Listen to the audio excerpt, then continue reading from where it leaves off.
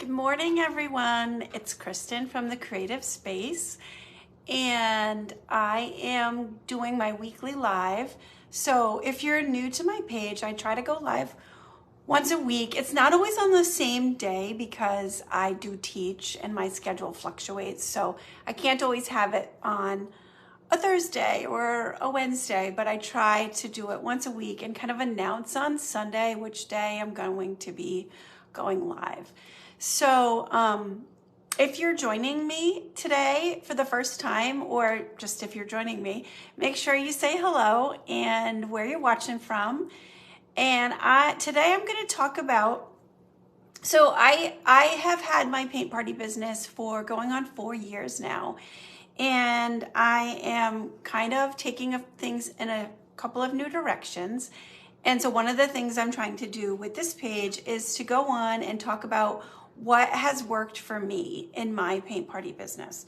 So I didn't have a lot of questions this week, so I picked a topic that I think would be interesting to talk about. So I'm going to be talking about how you can create a business on your own schedule. Or kind of, in other words, like create the business that works for you.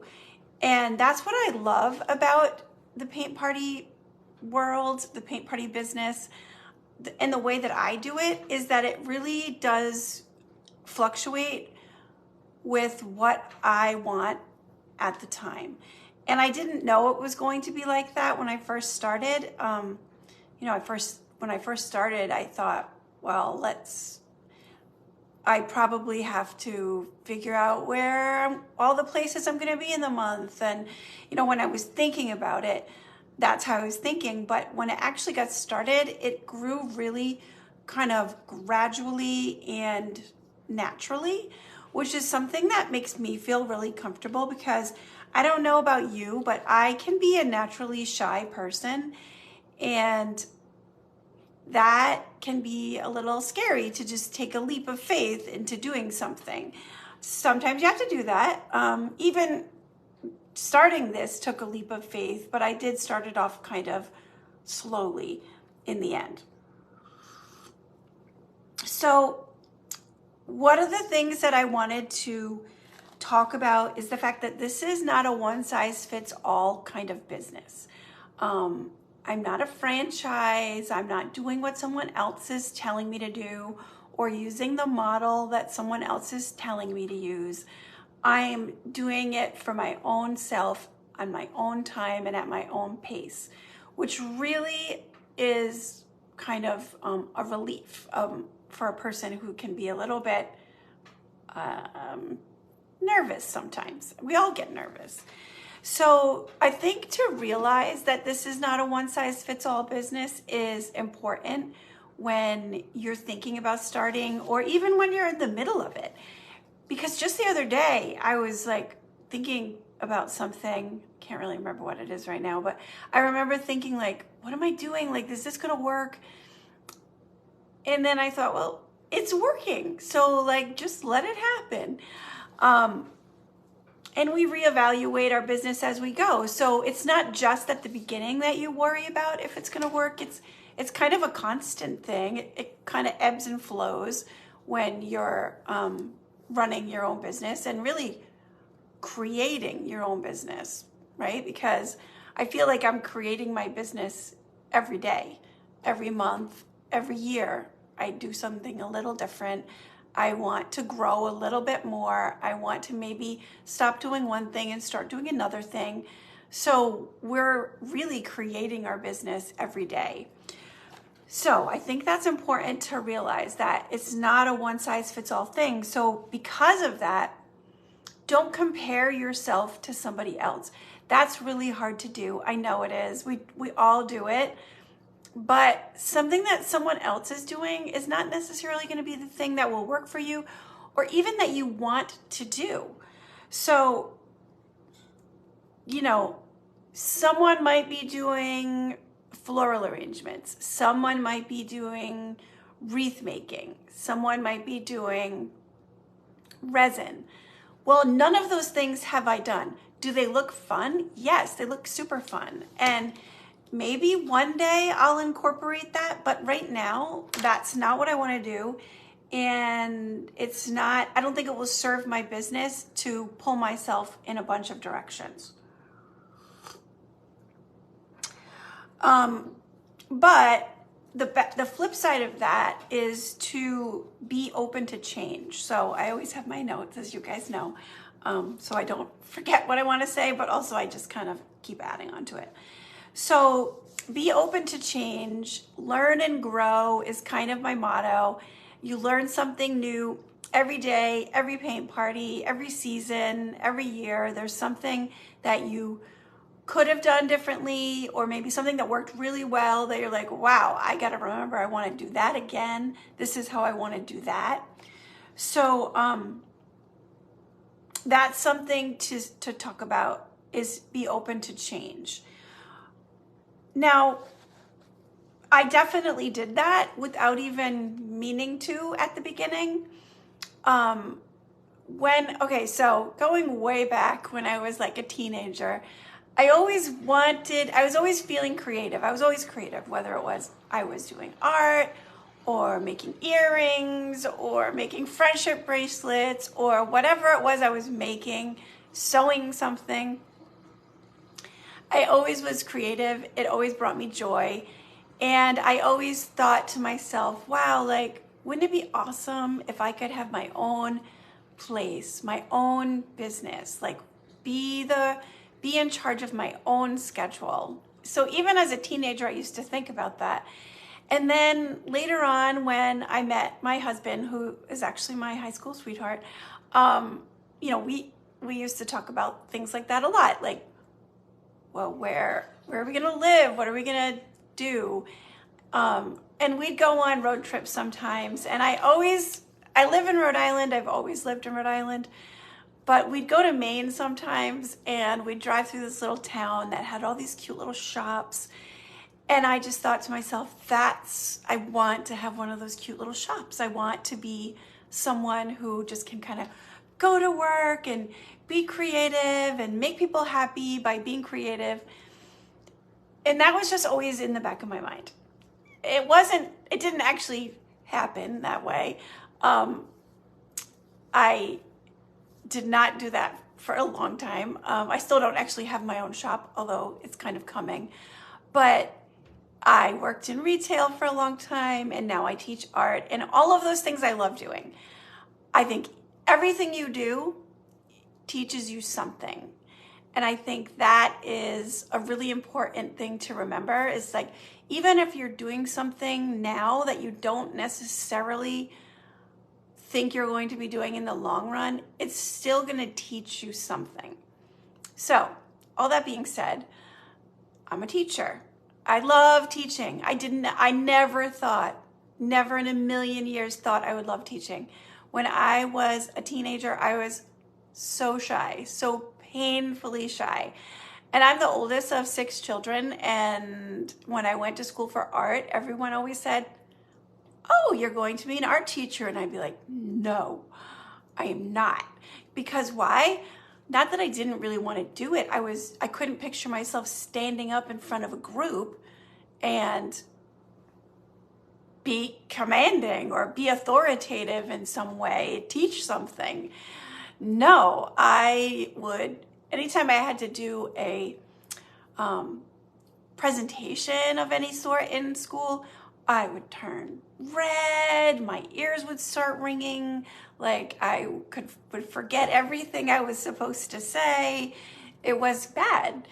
So I was like, no, I'm not going to be a teacher. Are you crazy? Well, guess what? I love teaching. When I finally got over myself, and really that's kind of what it was. But going back to my point about everything teaches you something, I think I learned to get over myself when I was working in retail, because I had to talk to people and I had to talk about a product and tell them all the things and, kind of be the one that was in the know about something that they were interested in. And that just kind of helped me grow in my mindset and my confidence in myself. So did I think about that at that moment in time? No. But when I look back at it and I think about it, I think, yes, that was definitely the start of me kind of becoming more confident.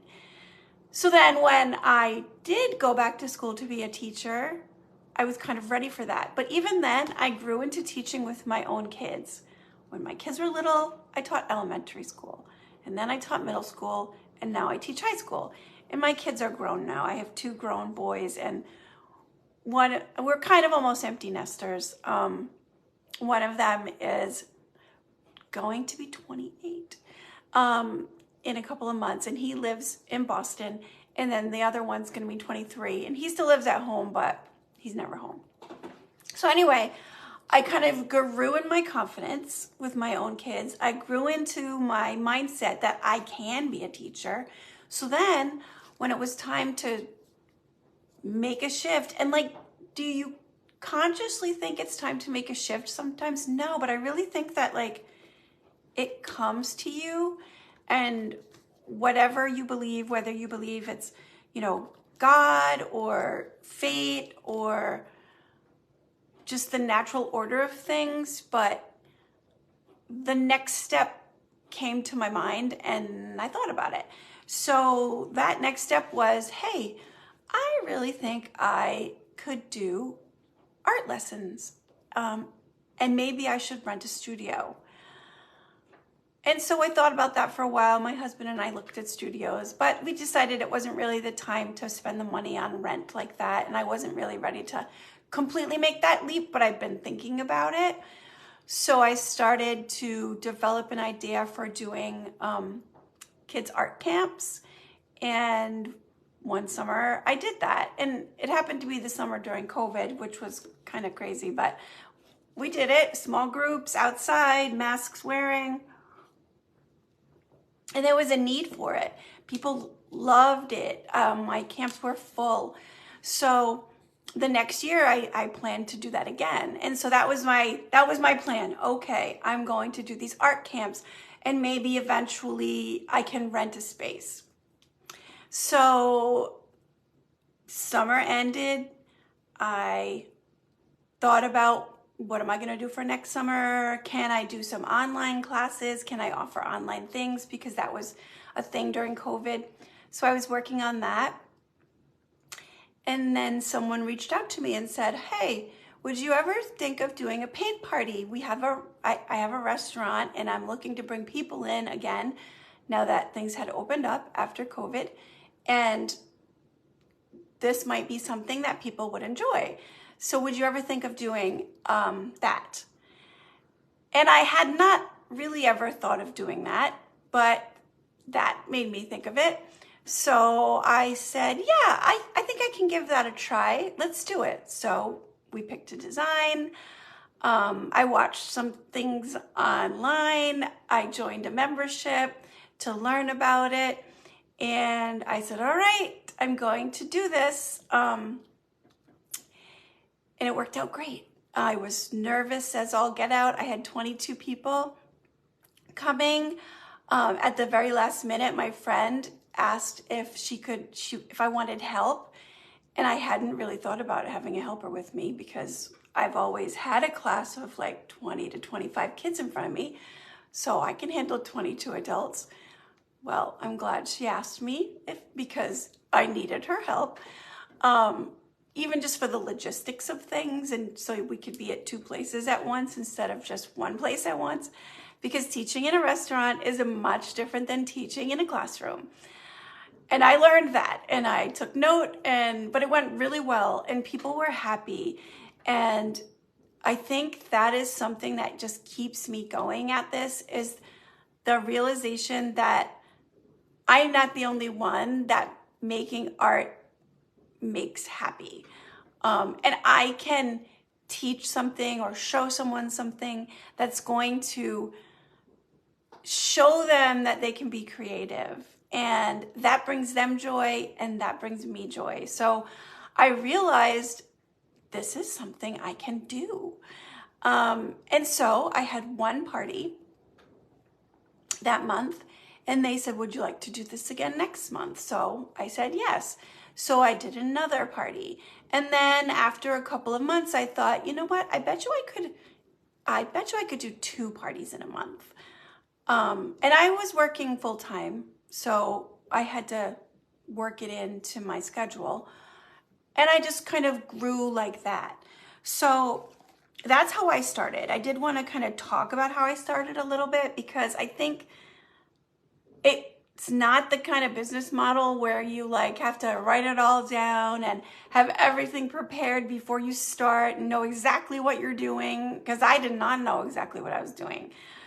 But that's why this is such a great business model, because you can just create it and grow it or scale it back, because you can scale it back as you want to. So it's all on you. You're not answering to anyone else. Let's see. So the first thing would be like, well, do you want to be a mobile paint party or do you want to be a brick and mortar? And so I am a mobile paint party. I do kind of want to be a brick and mortar. We are building a studio on our property, and I do have, my first goal for the studio is to increase my kids' offerings, because I think that would be an easy transition. I will still do paint parties at restaurants and breweries and wineries, because they're sometimes kind of a no-brainer, and they're a way to get you out there. So my brick and mortar will be here in West Greenwich. Well, if I'm only doing things, this is how I think anyway, if I'm only doing things in my studio, I'm limiting the number of people that I can reach, because people will have to come to me. Whereas if I go out to places that people are going to be going anyway, I get to branch out and meet new people and meet more people, and they know about me. And then maybe they will come to my brick and mortar workshops, but they might not have done that had I not done these mobile paint parties. There are also mobile paint parties, so you can think about it like this too. And I didn't write this down in my notes, and I'm not quite sure how I want to say this, but you can add parties if you have an expense coming up. You know, okay, I charge $35 a canvas. If I can, let's say I need $500 for something. I need a new refrigerator, or I am planning to be looking for a new refrigerator. Or we're planning to go away for the weekend, and that's going to cost me $600.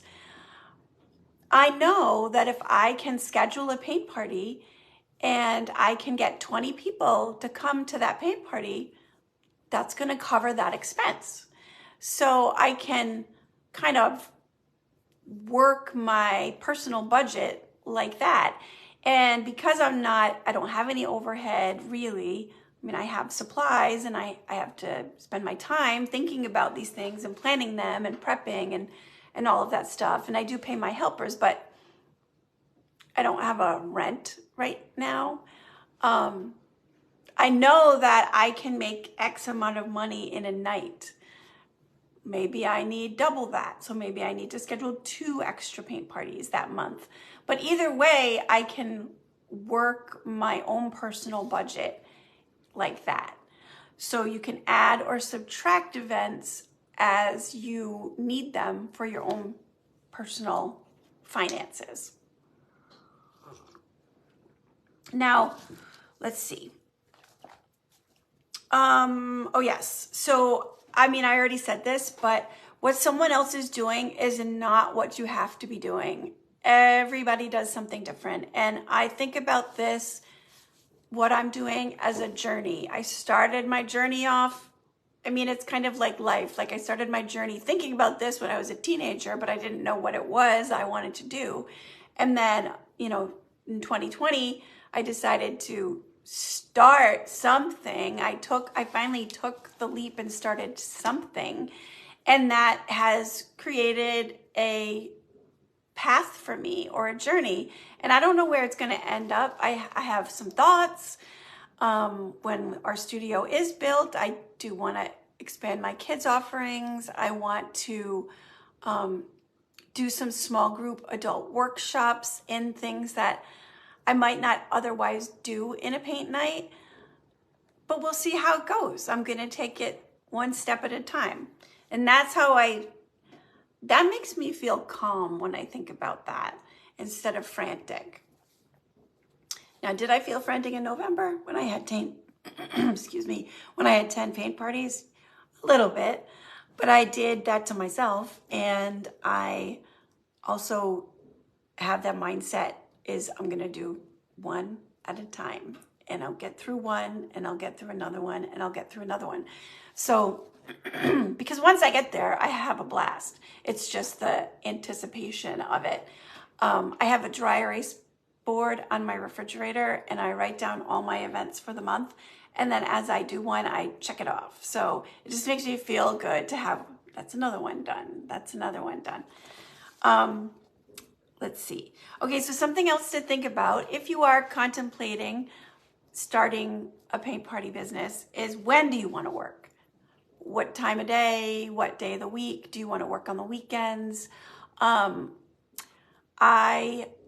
At the time I started, I did have a full-time job. So I guess the natural thing would be to say, okay, I'll work on the weekends, but I really didn't want to work on the weekends because like I said, we're almost empty nesters. My husband and I like to spend time together, and he works full time as well. So the weekends are weekends. I didn't want to be gone all weekend. So I mostly schedule my paint nights for weeknight days or weeknights. Every now and then I'll do a weekend one for sure if it's going to be something that I know will be a good one. But for the most part, I block off my weekends and say no paint parties on the weekend, and I'll do weeknights. And I look at my calendar for the month now, and I think to myself, all right, I want to do no more than 5 paint parties in a month. And that's just a self-imposed rule. In November, I had 10. October, November, December are a little different because that's the busy time. You don't really want to limit yourself if you're trying to make money for Christmas and the holidays and things like that. That's the time to do it.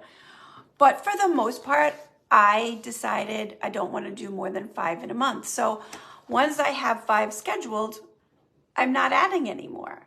Unless I really want to, but even then I have to try to say to myself, you said 5. Do you really want to do that? And then, have that inner dialogue with myself and then decide what I want to do. But maybe you do want to do weekends. Maybe you're like, well, I have this full-time job and I actually want to work on the weekends. So that could be an option because you're the one making that decision. Another thing to think about is, what do you want to offer? And what by that I mean, do you want to do canvases? Do you want to do door hangers, wine glasses, ceramics? Maybe you're really good at wreath making or floral arrangements or jewelry making. Like, what is it that you want to offer? People love to be creative, and you can't do it all. We can't do it all. We have our specialties. I've branched out. I started doing canvas. That was that first paint party. It was a canvas paint party. And then from there, I kept doing canvas paint parties. But then I kind of realized that people like an option. And so I started offering woodcuts that I knew would take that same design that I had on canvas and put it on a woodcut, and it would look nice. Because then I'm not teaching 2 different designs, but I am offering 2 different products. And I thought that worked really well because then it gives people an option. Do they want a canvas or do they want a door hanger? And I really found that most people want the door hangers. But some people do want canvas, and that's an easy option to offer. So I usually will offer both. If I'm doing a door hanger paint event, I will offer both. I started to branch out into wine glasses. I don't feel like they're my specialty, but I do have a few cute designs and people seem to like them. I don't offer them all the time. I kind of offer them sporadically throughout the year because I do have a pretty good following. So I have a lot of repeat customers and they don't want to keep painting the same thing again and again. So I try to offer new designs and new things to paint. Ceramics became a big thing for me, especially during the holidays. Ceramic Christmas trees, ceramic gnomes, ceramic trucks. Little trucks are very popular. And I find them fun to paint myself. They are a bit of a logistical thing to get together, and I can talk about that another time. And if you want to know more about that, make sure you ask in the comments, leave a question in the comments, and I'll get back to you on that. But I kind of go through those 4 things in terms of what I offer. The other thing to think about is there are going to be slow times. And what do you want to do with those slow times? So you're not always going to be busy as November and December because you're just not. October, November, December, that's the holidays. People are looking for things to do. They're expecting holiday-ish designs and it's just a busy time. And then comes January and February in the spring, and it's January, February are kind of slower. They're as slow as you want to make them because you can find places that will want to do events in January. I have an annual event that I do with my local PTA, and it's always in January, and it's always a great time. And last Sunday, I had 35 people painting the snowy owl that's in my membership. So, you know, that was a great party for me. I have 5 in January, but actually right now I'm planning my summer camps. You always have to be thinking ahead. So I'm planning my summer camps, which start at the end of June. So for June and July, I'm not going to schedule more than 2 paint parties. And they'll be my 2 regulars. I have 2 monthly gigs that I do every month religiously, and then the others I kind of fill in with. Well, I'm not going to add any other fill-ins because I'm going to be focusing on my summer camps. And this is why the reason I'm telling you this is because I want you to see how it could work for your lifestyle. Like that works for my lifestyle. If I wanted to have more paint parties in the summertime, I could go out and find them and I could book them, but I don't want to. I want to have my summer camps and I want to do my 2 monthly gigs and I want to have a good time with my husband and my family. We've already got a couple of vacations booked. Goodness, I should have turned off my phone. Give me a second.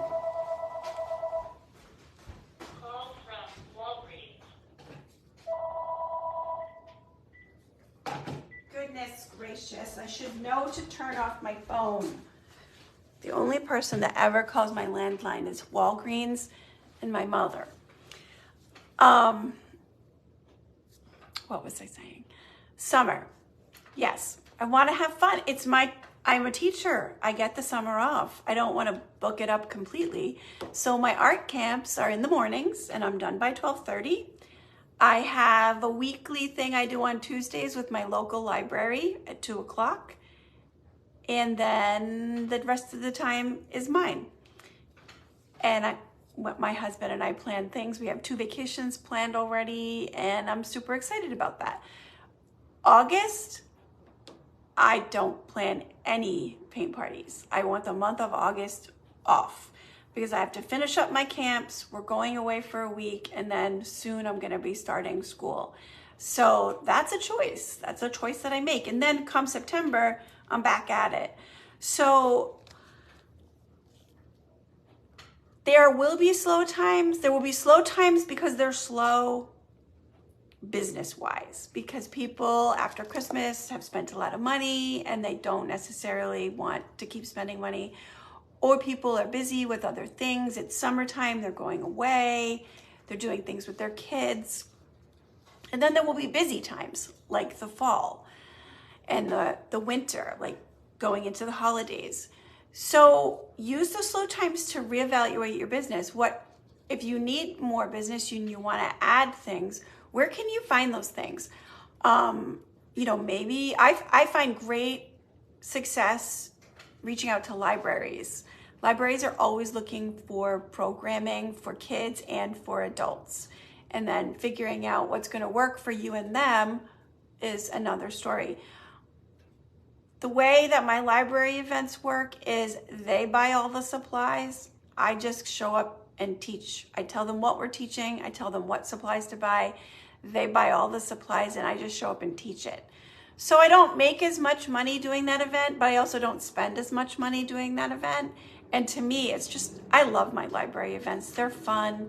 I meet some nice people and they are just kind of low key. I just really enjoy it. So as a matter of fact, I'm doing one of my designs in my membership next week at my local library. We're doing this cute one, the Valentine Snowman. So I'm looking forward to that because I haven't done this one in a paint party in my own business yet. So I'm excited to do that. And then I'm going to be doing this one and this is a design coming up this month in February in my membership. And I'm going to be doing this design at another library during February vacation. And I think this is a great design that can take you into through the spring. I tried to design it like a heart, but it's also just a really sweet design for spring. So I hope to get a lot of use out of that one myself. And I think that my members will get a lot of use out of that one too. So summer's coming, what are you going to do in the summer?